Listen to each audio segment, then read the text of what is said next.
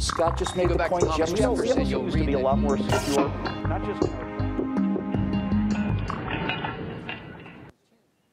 Republicans in Congress seem eager to give President Obama permission to use military force against the Islamic State.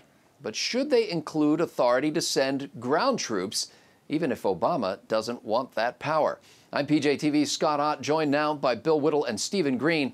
And men, my pop's nephew, otherwise my second cousin, I think it is, Lieutenant General H.R. McMaster, directs the Army Capabilities Integration Center. Now, he steers clear of politics and punditry, and I've never actually spoken to him. But in online lectures, I've seen H.R. McMaster make the general case that ground forces are essential for a variety of reasons: to consolidate gains and hold territory, to provide intelligence and identify targets, to build relationships with local allies, and to demonstrate our commitment both to the enemy and to our friends.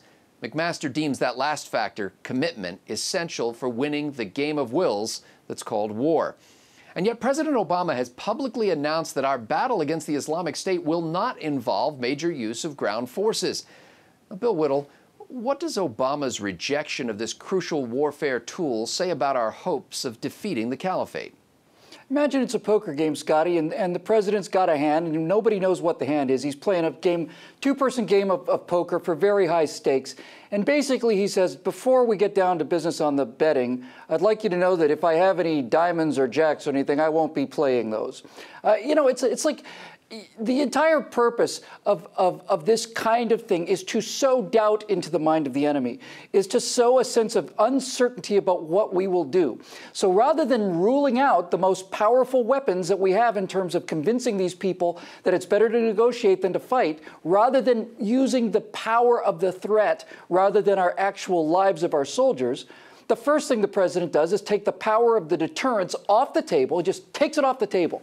And so therefore, what they're facing is, you can challenge the United States of America, and if you do, young jihadi, be prepared to face a very strongly worded letter from the Secretary of State, and maybe James Brown will come over, or James Taylor, I guess it was, and sing a song about it, and then you'll really have some thinking to do.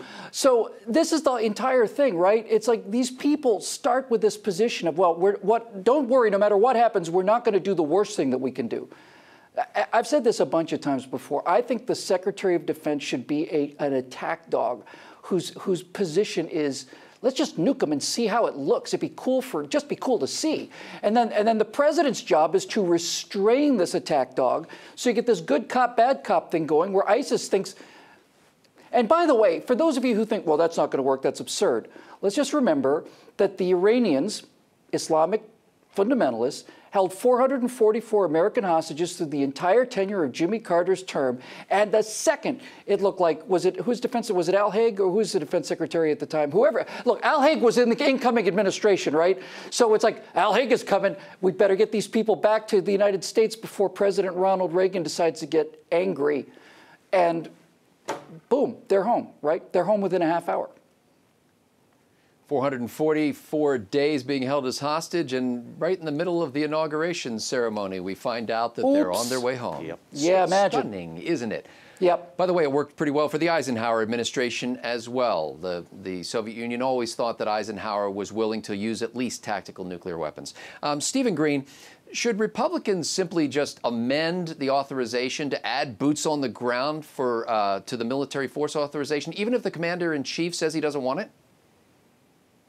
Pardon my language, this is a bullshit authorization that the president wants. Look, the original authorization, the AUMF, is obsoleted, it's outdated. It covers a country that doesn't exist, it covers groups that no longer exist, and that sort of open-ended warfare is antithetical to small r Republican government.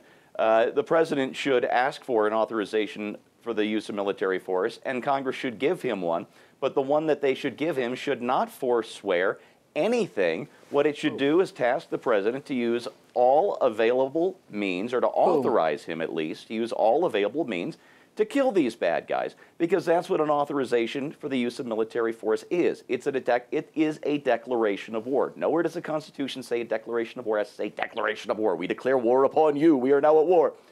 It doesn't say that. It just says Congress has to do the declaring. That's what an AUMF is. Congress should give the president a real one and not this BS one where he wants his hands tied. He wants Congress to tie his hands so he has an excuse to fail and for this country to lose another war. He wants to lose a war. It's right there in his own statement. Shameful. And I would predict that later on he'll blame the loss in the war to the fact that Congress tied his hands. You know, Stephen Green and I don't talk about what we're going to say in these episodes before we shoot them, but this is exactly what I wanted to say. The Commander-in-Chief should be empowered to use the armed forces of the United States as he deems necessary and appropriate. And the reason for this, forget about President Obama, this frees up military planners in the Pentagon to offer more and better options without being hamstrung by absurdity. It also sends a clear message to our enemies that we not only mean to defeat them, but we have the means to defeat them. For Bill Whittle, Stephen Green, and the entire Trifecta crew at PJTV.com, I'm Scott Ott.